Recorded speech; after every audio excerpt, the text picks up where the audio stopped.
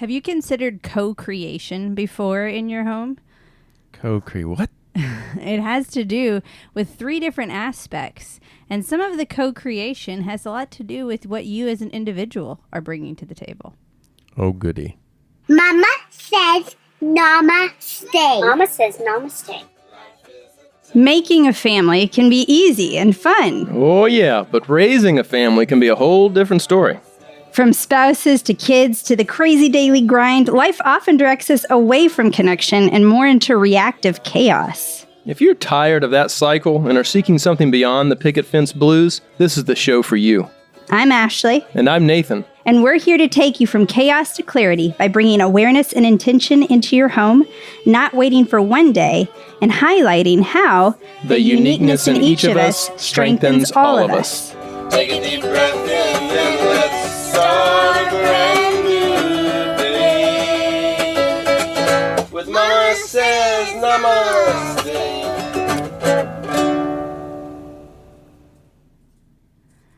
Co-creation. what does it even mean? What does it mean, actually? Yeah. Well, as we are in our kind of wrapping up the last of the second month of the year, we've really focused in on drive and our loving relationships as our main focus so far this year. Mm-hmm. And so as we were looking at February kind of being a love focus, we've addressed gender roles in marriage at the beginning of the month, and then we addressed reading the book The Go-Giver Marriage and the beautiful things that contributed to our relationship and what we loved about that book. And then I got on with Juliet. We kind of went back to that whole idea of drive that we've been talking about in January, and how that drive can also help us to figure out who we are, which ultimately then does create deeper connections. And so now we're back. Let me give a little shout out to Dubin's Bill Juliet. Oh my goodness, what a great podcast that one did. Not to take you off, but I haven't had a chance to say, hey, I don't mind getting kicked off for that kind of jam. Oh, well, we've had enough requests for more of Juliet, so we will be adding her in more. And at any point, I have a survey, and I keep forgetting to even remind anybody when we're on the podcast. I do have a survey, and it's just mamasaysnamaste.com/survey. Fill it out. It'd be so helpful. Not only do you get a free little guided meditation on gratitude from Juliet, but it helps us to know what topics you are loving on the podcast, what length you like, what other things you'd like to see or anything else. That way we could co-create a podcast. Exactly. Right? Exactly. So anyway, so Jules has been coming on every month, and I'm just letting her pick the topic, and it's great, and I'm loving the conversations. So yeah, we wanted to definitely keep adding that. Yeah, they don't let me do that. I think it would be amazing to have that. Just trying to, it's a little bit more of a leap to go straight from Mama Says Namaste podcast, and then it's a daddy and a daughter. Yeah, totally. But we'll definitely be adding more of all of that. So let us know what questions you have, what other topics you want to have on the podcast, if you want to hear more of Juliet or what specific thing we want to discuss with her or anything else. So talk to me about co-creating, Ashley. Okay, so co-creating. Intimate relationships. Yes. And we actually, I'm going to take us even way back. The first time we ever heard the terminology really of co-creating was us listening to an Audible thing on this, co-creating at its best. Yes. And who was that by? It was Esther Hicks. Was it Carolyn Meese or Esther? No, it was Esther and Abraham Hicks and Wayne Dyer. And so it was Wayne Dyer interviewing Esther Hicks. And it was very interesting about co-creation and collaboration for how the universe, is conspiring in our favor. And it's talking about the energetic world beyond what we know here. Well, is your relationship conspiring in your favor? Well, so let's look at this, and let's look at how do we co-create in our homes. Co-creation, by definition, is a group of one or more individuals coming together and collaborating together to create something. And that means that everybody is contributing something. And so oftentimes when we are thinking of, or when I say oftentimes, no, in this scenario, our what we're talking about is co-creation between you and your most significant other, whether that is your married spouse or your lifetime partner. It's that most intimate relationship. And so I want to break co-creation into 3 different elements, though, when we talk about how we co-create in our home. And so that first one is that most intimate relationship. How do we co-create together?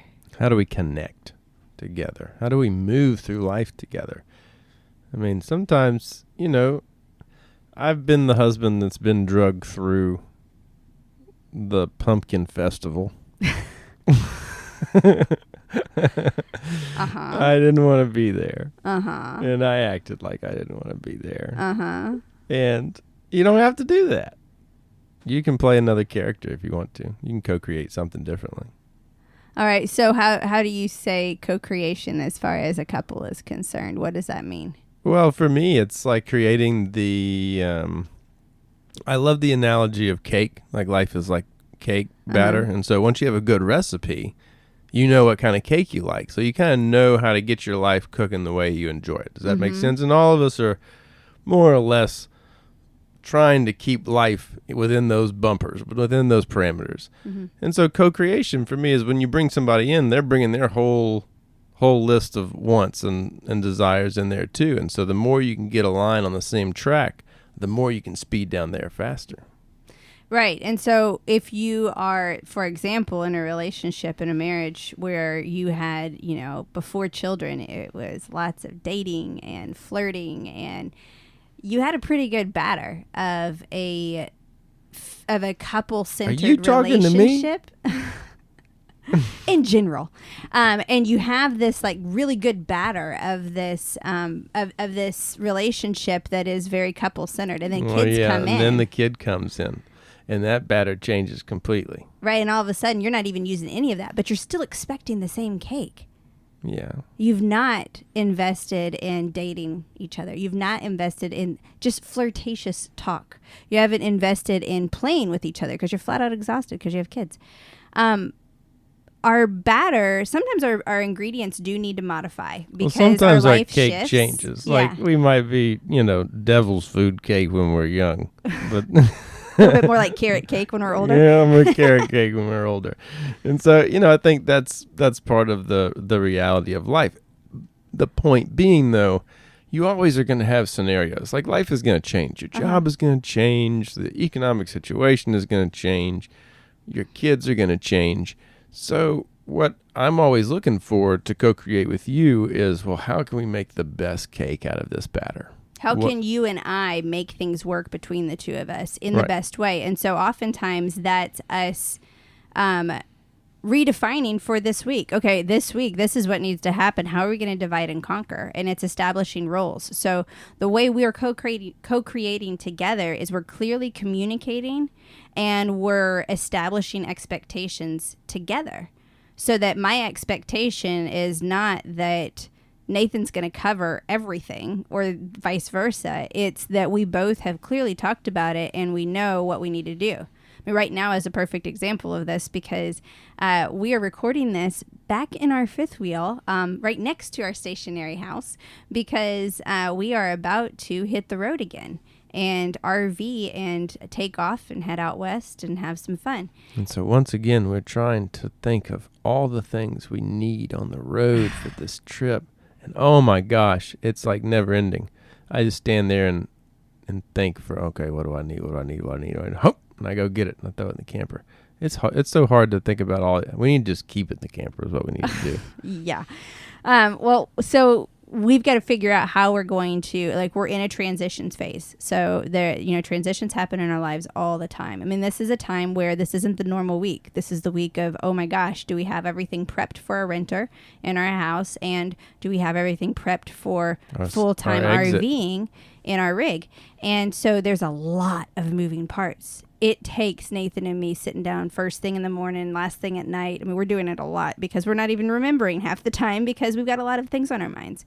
And so we have to sit down and say, okay, what needs to be done? Okay, what can you do? What can I do? Awesome. Let's make this work. And on top of that, it's also paying attention to, do we have our breathers and do we have a way to recharge and connect with each other through this? We recognize this week is a week that there's not as much opportunity for us to have downtime and for us to take a date. What? And that's fine. We don't have to go out on a date and do it. But are we going to put the kids to bed early tonight and have some chill time for just him and me to straighten our brains before we leave tomorrow? Heck yeah.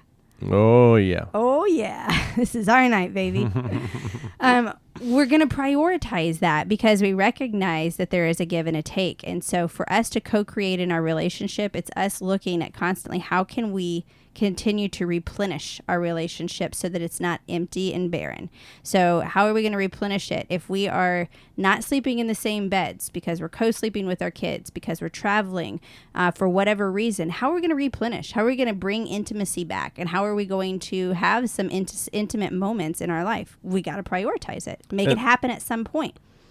And sometimes this is just a conversation that most couples rarely will have. They'll just try to figure it out based off of unspoken cues. Mm-hmm. And that's just that's just one point that I want to make when it comes to creation is you need to be able to communicate, part of what you desire. You have to hash out verbally. Okay, here's what that looks like for me. What does it look like for you? And let me use an example that I have that I talked with a client on this week. What do you do when you're trying to create intimacy in a relationship and your schedules completely conflict? I mean, maybe it has to do with flat out work schedules where you don't see each other. Or it's you've got one person who's a super morning person and the other who's a super night owl. And they're constantly dragging the other person when it comes to just having intimacy in their relationship. Well, we've talked a lot about how critical intimacy is for an intimate relationship. Hello. That's part of it is making space for the physical. And we say it's hard to remain emotionally distant when you physically connect on a daily basis. So how do you physically connect on a daily basis if you're constantly passing each other in the wind? Because at night you're exhausted and the other person is wide awake. And in the morning you're wide awake and they're exhausted. What do? You better schedule a quote-unquote movie with each other. Well, man, there's so many other opportunities. So think outside of the box. Does intimacy only have to happen Does intimacy only have to happen in the bedroom? Does intimacy only have to happen at night or in the morning? Is there an opportunity for a little lunchtime rendezvous? Is there an afternoon, an afternoon chill hour that can happen? There's so many other things. And I had a client who got really creative with it. And I thought it was amazing how they chose to prioritize their relationship, even when the practicality aspect, you could completely justify that sleep and other things would take priority and schedules conflicting and everything else. But taking that opportunity to set aside time to really focus on each other and to be intimate with one another, to allow for that physical intimacy, is that intentional creation together of a relationship that is beautiful and revitalizing for them. Because if I want to really co-create with you, Nathan, I don't want to just exist next to you. That means we're creating life together. We're creating something that is greater and bigger than the sum of its parts. Right. Well, a lot of it has to do with how you approach it. Sometimes we approach things as a team, and sometimes we approach things as a dance. And those are two very different experiences. It's kind of the same thing, but you can see the intimacy in a dance versus on the soccer field, where the intimacy is a little different. Mm-hmm. It's more distant. It's more set up, and sometimes we can get into those zones. Sometimes we can get so used to being a team in life that we forget to dance at night. If that makes sense. That is so beautiful, and that's such a great descriptor, because I feel like you and I are acting as a team right now and getting our family back on the road.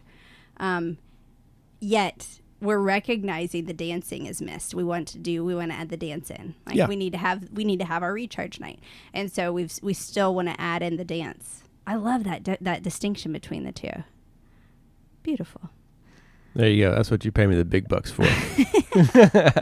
All right. So the next thing is, after our looking at co-creation, create together, it's create alone.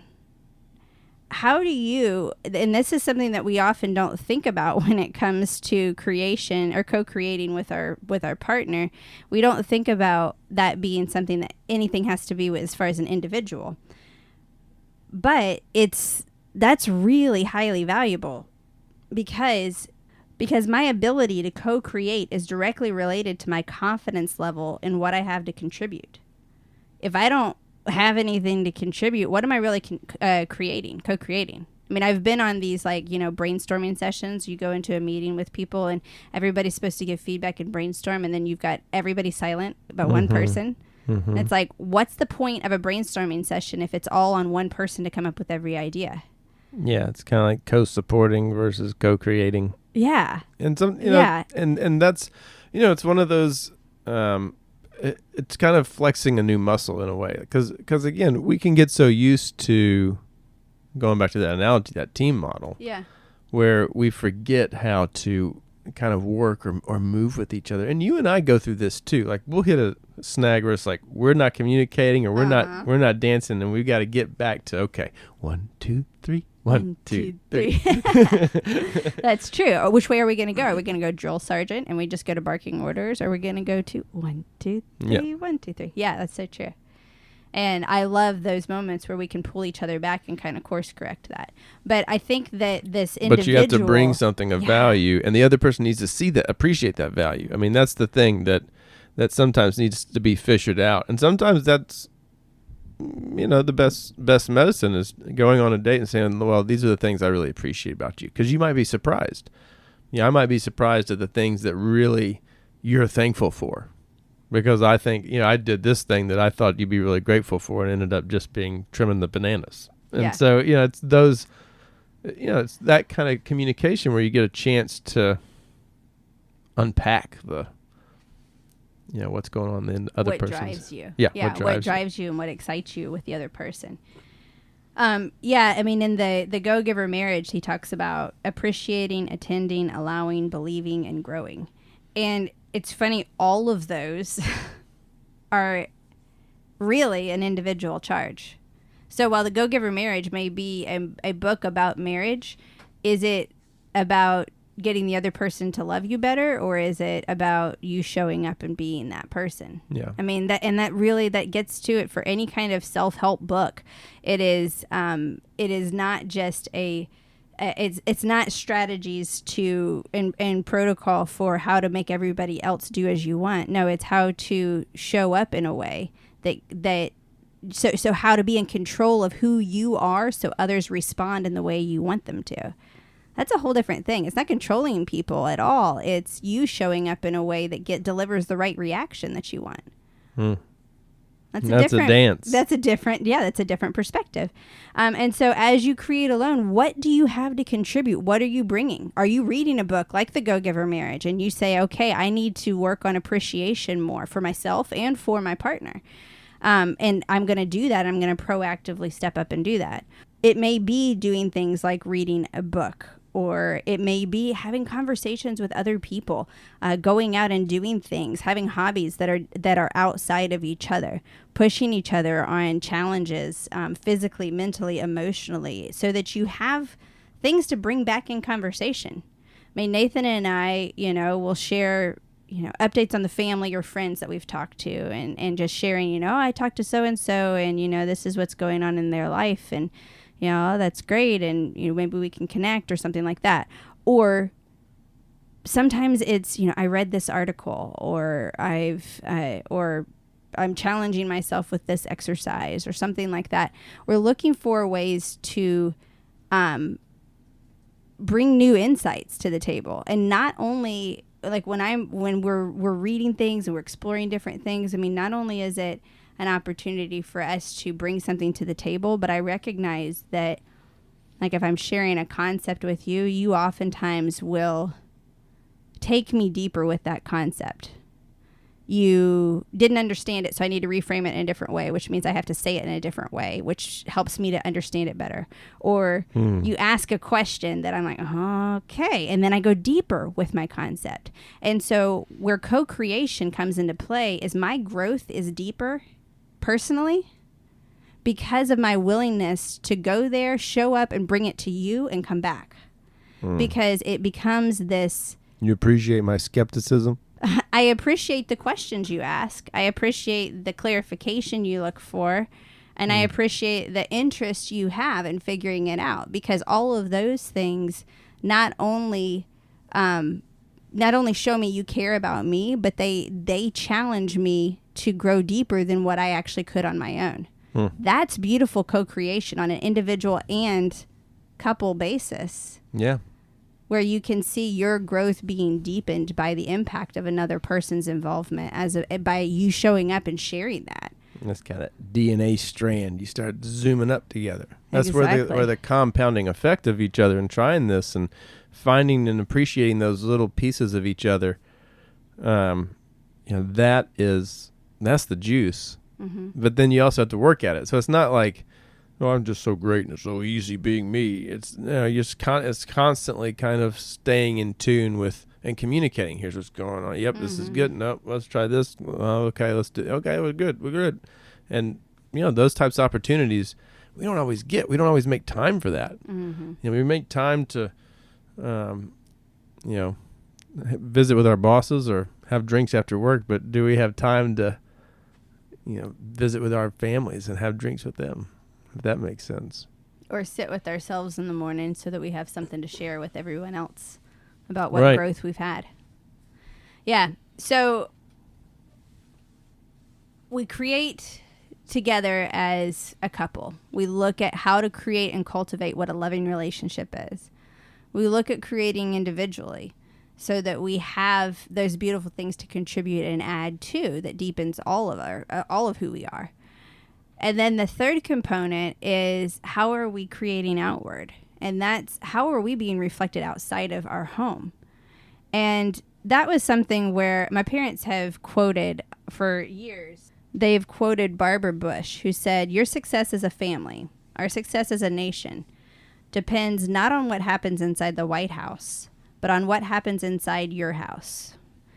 And I understand the point in that, and I agree that really, if you want to see true change out there anywhere, it starts from within, and we work from within and from what is close to us and continue to work outward.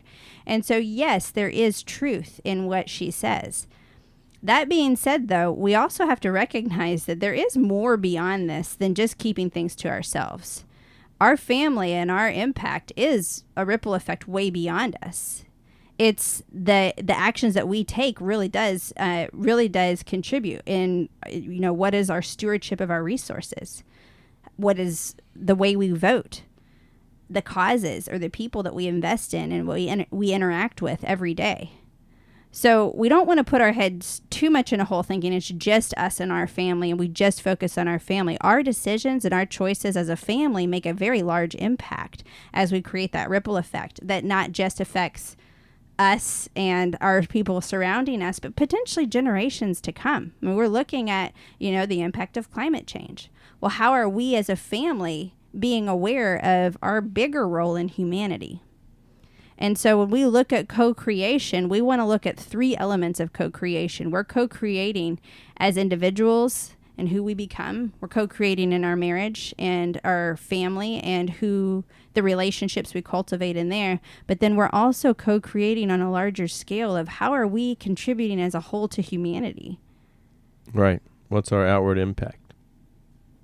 And that's something that a lot of times we can keep our heads. Well, sometimes we keep our heads down in the numbers of work, trying to make an impact through work, and I remember always looking for and that being an important piece in anything that I did was I had to have some desire of helping. Mine was helping people, and sometimes we can get so wrapped up in that one mode, or we've been doing it for so long that we don't always step outside and try something new, like volunteering and interacting with people on a different level.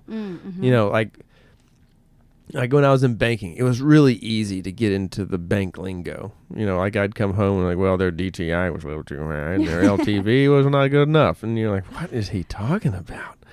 And so, you can kind of get into that mode and I've always felt like I was giving, but what I didn't realize I was giving, at this level that sometimes wasn't fully comprehensible. And so, sometimes trying something out and, going and volunteering or, helping out a neighbor and, just getting yourself in the zone where you're in a new environment and you have to try something new. It's just interesting to see what that creates in your life, what that sparks and what energy that brings. Because our life has changed just by having serendipitous conversations, by going out there as a family and being genuine and honest with, here's kind of where we're at. And it's been interesting to see what's come together as a result of that, rather than kind of being a little more reclusive or no, we'll just go straight to the restaurant and, we'll eat and come straight home. It's kind of, we can get into those zones so that we can get back to, what everybody wants to do, which is usually just get online. And we skip all the good, sometimes we skip the good stuff, some of that stuff that would take us into creating something we never would expect. Mm-hmm. Yeah.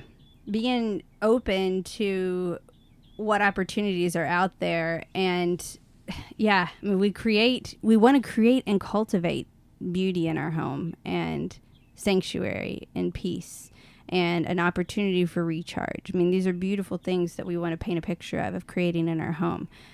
And it's not an either or. It's not to do that. It's at the expense of living out there. It's staying in a bubble. It is looking at the other aspects of it. So yeah, how we look at that opportunity to co-create with humanity is recognizing part of that. Our responsibility in that is us looking beyond our own blinders sometimes. Yeah. And so it means us being willing to educate ourselves a little bit on things that maybe not be in our biggest interest. I mean, politics right there, even the word politics, I used to say it was poly meaning many and ticks meaning blood-sucking creatures. Mm-hmm. I hated politics.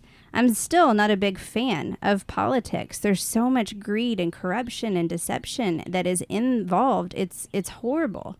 And our government was put in place for a reason. Yeah. And democracy was established for a reason. And as much as I would love every individual on this planet to step into personal responsibility, I know personally in my own circle that there are individuals who cannot do it themselves. They lack the physical ability. They lack the mental ability. They lack the emotional ability. And what happens? Where do those people go? If everybody just takes care of their own family and everybody just only takes care of who is personally responsible, we still have a whole lot of stuff we got to look out for. Oh, we got a neighbor who doesn't have any really surviving relatives. What's going to happen? Yeah. Where do they go? What do they do? We have to look beyond just our own bubble and recognize humanity as a whole, the impact it makes, the ripple effect it takes for generations, and what we see, the destruction that can be caused, and the hope and beauty that can rise. And so we want to look as a family on how we can look beyond ourselves and beyond our family to see that bigger impact. And so, one of those reminders is, imagine every family were stewarding their life and making the decision same as you. How would your society thrive? What would you need to watch out for? How would our planet be impacted? How would those individuals who are homeless, who are mentally ill, who are physically disabled in some way, who are bankrupt and swimming in debt, how are all of these individuals going to navigate, and who is going to take care of them? So we have to look at a lot of different dynamics. And so as we look to co-create, we have to recognize creation is going on all around us everywhere, just like you were talking about that DNA strand. Mm-hmm. So, how are we? Are we flatlining because everybody's doing their own thing? Or are we creating a DNA strand of humanity that's moving upward? So here's our challenge for this week. Number 1 is sit down with your family and take a hard look at that family vision again. We talk about it all the time. Are you living by example the larger impact that humanity will make in this world? Are you proud of that impact? If your family were the face of humanity, what would that look like? Pay attention to also what you are co-creating with your partner. Are you purposely fostering a relationship together or just an existence, like I said? Are you carving out your time to date, to dream, and to play together? And that's a huge one, carving out the time. Mm-hmm. And then the last thing is looking inward. How are you growing and challenging yourself? If you're looking to fully show up and contribute in your relationship, how are you doing that? Are you reading books? As far as relationships books, we've got the Go Giver Marriage, 6 Pillars of Intimacy, and How Marriages Succeed or Fail. We've done podcasts on all 3 of those and blog posts. If you can't read the full book, at least go to our blog and read the blog post highlights of it, or read the or listen to the podcast episodes that we have. And I have links to all of these in our blog notes for this week.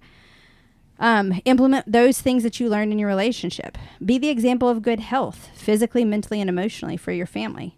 Let go of the heavy and decide to lighten your load so you can move forward from a place where you truly can be present with others. And that takes a lot of inner work. So remember that co-creation is at its ultimate best when we have individuals who are at their best. So start within and then step outward and bring that charge to your family. And then fully represent and show up in this big, beautiful world as an addition to the beauty and not something to work around. Celebrate the good and remember The uniqueness in each of us strengthens all of us. Namaste. 1, 2, 3. Up with the rising sun, already on the run. Mama says namaste. Life is a tangled mess, and you don't have to stress. Mama says namaste. 'Cause today I will stand up and be all the change that I want to see in this world. Boys and girls, you gotta have to stand up to be free. Oh, namaste in your heart. Take a deep breath in and let's start a brand new day.